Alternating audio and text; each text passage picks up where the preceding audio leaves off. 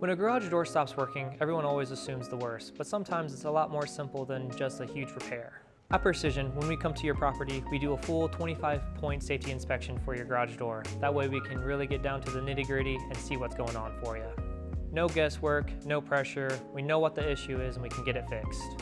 If your door is not the problem but your garage door opener is, we can get those parts fixed. Whether it's a broken gear and sprocket on your chain drive or a broken belt on your belt drive, we use high-quality, long-lasting parts for those openers. No matter the issue, our technicians can diagnose and fix it. If we can't fix it, we always have options to be able to replace it and can guide you through those steps as well. At Precision Door Service, we make sure you get the right solution every time.